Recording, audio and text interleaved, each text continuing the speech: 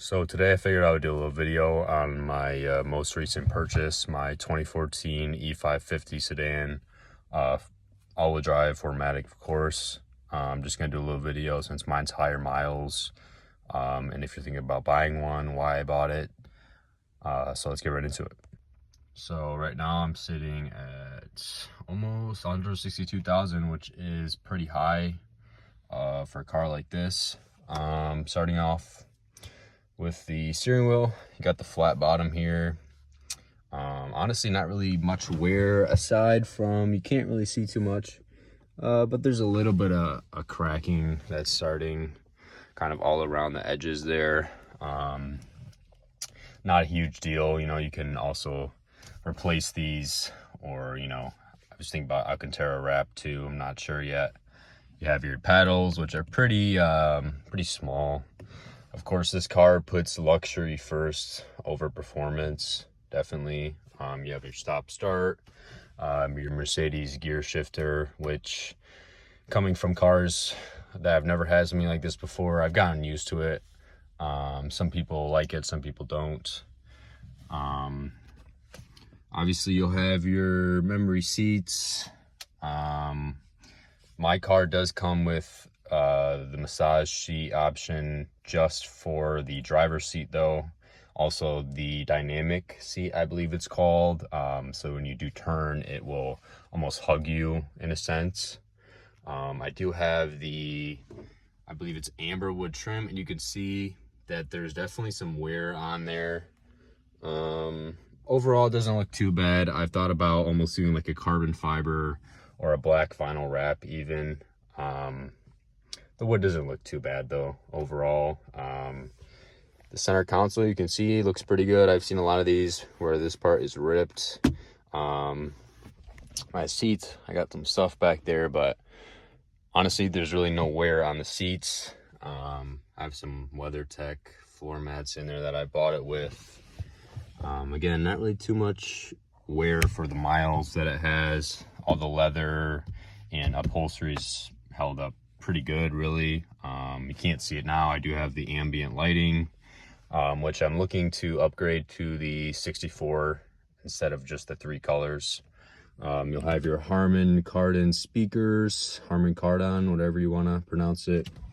As you can see in the rear deck there, I have the cover out because a common issue with these in the CLS is it tends to rattle. So I have mine out right now. I was going to kind of try to put some Dynamat on there. I've already put some in this panel up here. You do have your shade back there as well.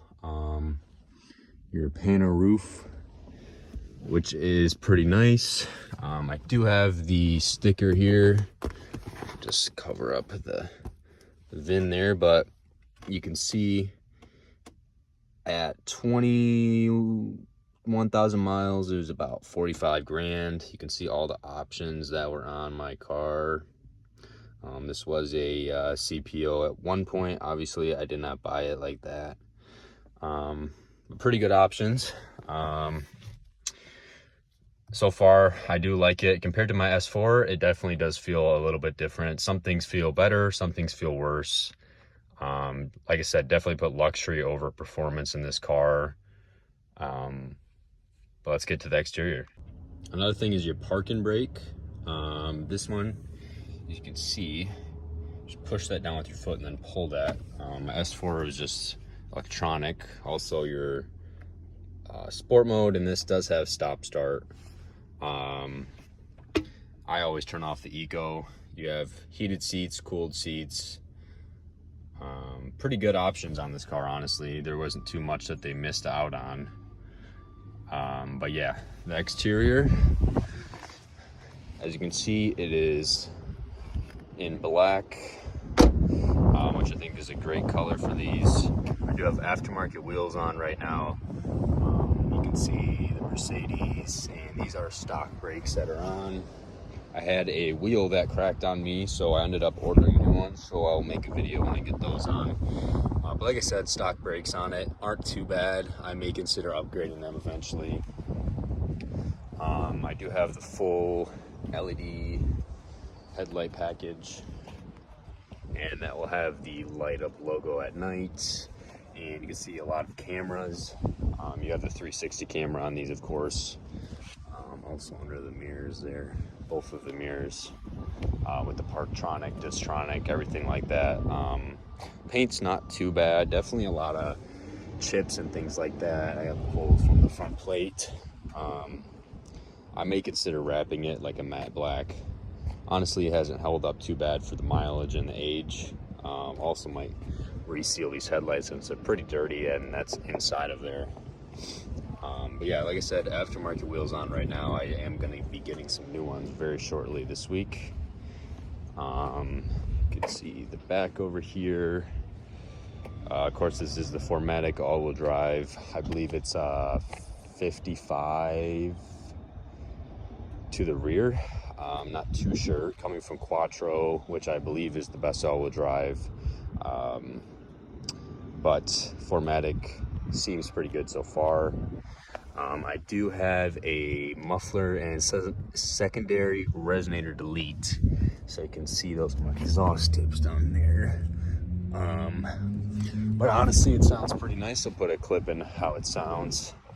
Obviously the windows are tinted, they don't come like this. But overall, I think it looks very good for the age. I am a big fan of the facelift. Of course, this was the last year that you could get an E550 with the 4.6, 4.7 bi-turbo V8, which I'll show you right now. So here is your bi-turbo V8. One thing I do like about these Mercedes hoods, I'm not gonna do it now, but the hood does go all the way up when you're trying to work on it, which is really nice. I did have to replace these. They were ripped, put some new air filters in, new battery, and other than that, it's been working pretty good for me. So the previous owner also did install some, you can't see now obviously, but some lights that show the Mercedes logo back there. This is how it sounds at idle. Not too loud. I want to make it a little bit louder with the downpipes, but that V8 sounds pretty nice. As far as trunk space, I got some stuff in there, but you'll have your little cargo thing right there. Pretty decent space. You have your seats that'll fold down as well. That's a pretty good space, at least compared to the S4. It's a little bit bigger, but still not too big where it's heavy to drive like an S-Class or a CLS. So you can see I got the roof opened up here. Infotainment honestly does feel a little bit aged. I may get a screen to put in front of here. I do have a lot of things I want to do to this car, so I hopefully will be making videos on all of that. Another thing will be your this is basically your distance radar. I believe it's Distronic, I believe it's called. But you'll see dots pop up if there's a car that's within a very close distance.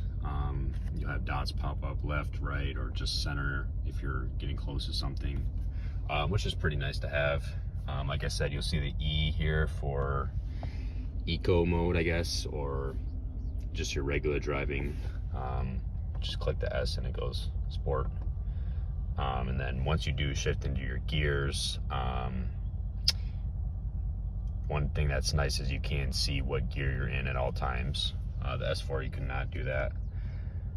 But other than that, I really enjoy the car so far. Gas mileage has been okay. I get about maybe 18, 19 in the city, and that's driving like 50 miles per hour conservatively. Highway, maybe you're getting high 20s, not quite near the 30s, but kind of around that range. So really for a twin turbo V8, it's not too bad at all. It does cost about maybe, it's under $100 to fill for a full tank, but it's close. So that's one thing to consider with these cars, of course, is the gas costs, but for me it's worth it. So the reason I got rid of my S4 was pretty much just because of insurance. I did have some issues with the car pretty much immediately when I bought it. I did the PCV valve, carbon cleaning. I'd like to put liquid moly in all of my cars, so I'll end up doing that. This car, I made sure that the oil changes were done sooner rather than later. 10,000 miles is just too much. I think 3,000, 5,000. I shouldn't go anything more than that for these. They are known for cylinder scoring. I did try to get the 2014 because I do like the facelift, but also because they fixed the timing chains, and usually later models of cars will have the issues resolved. Of course, this is a 7-speed auto, the 7 G-Tronic Plus, I believe it's called. Not too bad of a transmission. It obviously is not going to be as quick as a DSG, but maybe a little bit more reliable. They put these in a lot of cars, so that's one thing I'm going to also do, is a transmission fluid change on this car. But back to the S4, it was a lot of fun to drive. Of course, this car is a little bit bigger than the S4. You have a little bit more space in here. The insurance was cheaper. The S4s, I feel like a lot of people are pushing them to their max potential. Of course, those are really good dig cars. These cars, of course, being V8 twin turbo, I mean, you will get good low-end power, but the high-end power with the V8, I think, should be pretty good. I haven't seen as much on these cars. I knew they can push power, but I don't see them as popular as the S4s. So that's my goal, is pretty much see what this car can do with all-wheel drive, twin turbo V8, see how good it can go. Of course, your E-Class is going to be lighter than your CLS, which obviously those are pretty well known, so lighter may help. I haven't seen a lot on these, like I said, with mods, but you can definitely get up there in torque and power, so we're gonna have to see. So if you are considering getting one of these, a couple things I looked for. Like I said, the oil change intervals, make sure that they were, on time. Earlier the better, really. Try to find out what kind of oil they did use. I'm going to switch to a 540, I believe, in Liqui-Moly. That's what I think is going to be best for the car. These engines are known to sometimes have issues with cylinder scoring. Make sure you're checking on your coolant lines, your coolant level, of course. Your boost, I believe it's the check valve that can go bad sometimes. That's pretty easy to replace. Watch out for the timing chains, of course. That's any German vehicle almost. Watch the oil levels. I did unplug the oil pump solenoid. Supposedly it's supposed to help. It won't throw any codes or anything like that. I don't have any check engine lights. I do have a tire pressure light because I have a spare on right now, but I unplugged that because supposedly it restricts the oil flow below, I believe it's 1500 or maybe 1000 RPM. Because obviously you don't want to starve these engines of oil. But other than that, there's not too many issues with these. Maybe higher mileage, the motor mounts is another thing to consider. Again, that's a lot of cars, but kind of just take it to someone who knows these cars, or knows German cars, and have them check it out before you end up buying it. Do your research on, common issues and how to look for them. Obviously, another big thing that I forgot to mention is the timing cover. I believe it's called the cam sensors, I believe, that are subject to getting oil in them, and that oil can actually travel to the ECU, and of course that can cause very big issues. So that's another thing. Look at the wiring. You can even unplug things, just make sure that it's not going to mess up the car or anything like that. But there is common issues that you should look for before buying one of these, for sure. You don't want to get yourself in a bad situation, but for 162,000 miles, I believe this car is in very good shape. If you can pick it up for a good deal, honestly, I would recommend it. They're nice cars, even from just a luxury standpoint, if you don't really want to do mods. But if you do, you can really wake these cars up, even with just a simple tune. on them, you're getting pretty high numbers. These cars can do at least 600 horsepower at over 650 torque pretty easily, just with the tune and downpipes intakes. You're going to be faster than most cars on the road. Of course, the S4 also was a very nice car. I wouldn't say don't buy one of those either, because those are definitely fun cars too. It just depends exactly what you're looking for. But yeah, I'll put a little video of what my car sounds like. Hopefully I have a lot of mods soon on the way, but that's pretty much it.